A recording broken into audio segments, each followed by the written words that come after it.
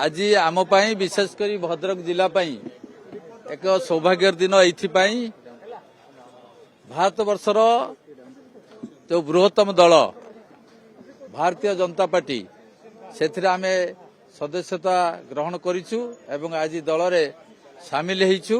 केवल मु नुहे भद्रकर पूर्वतन सांसद प्रथम महिला सांसद श्रीमती मंजुलता मंडल ठारू आरंभ करी भद्रकर वरिष्ठ नेतृत्व तीन थर जिला सभापति 4 थर विजु जनता दल सभापति एवं जिला परिषदर सभापति श्रीजुक्त जगन्नाथ स्वाई ठारू आरंभ करी प्रणय दास श्यामसुंदर नायक पूर्वतन अध्यक्षा मंजुलता मंडल एवं भद्रक संसदीय क्षेत्र में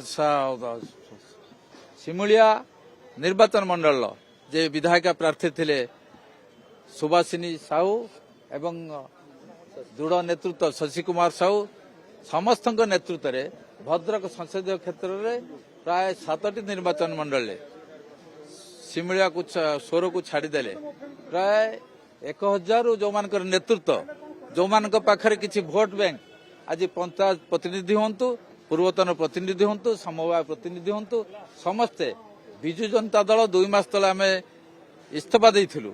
आज भारतीय जनता पार्टी रे सामिल हेलु। राज्य नेतृत्व श्रीजुक्त मनमोहन सामल के सभापतित्व रे आज से एठी थिले। राज्य अन्य नेतृवृंद थिले। समस्त को आम साधुवाद जनाऊँ।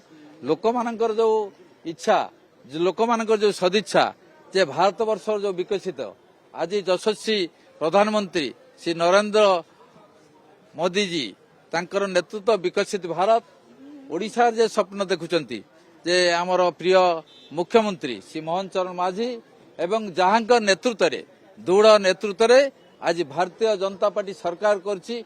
24 वर्षर सरकार पतन घटी एणु आज समस्ते लोक मानकर इच्छा जे आगामी दिन में ओडिशार 100 वर्ष पूर्ति ओडिशा प्रदेश 100 वर्ष पूर्ति उत्सव पालन करने जाऊँगी 2036 मसीह एवं समस्ते निष्पत्ति ने 2029 रे भी मध्य भारतीय जनता पार्टी सरकार को आसीबो। ओडिशार विकसित हबो।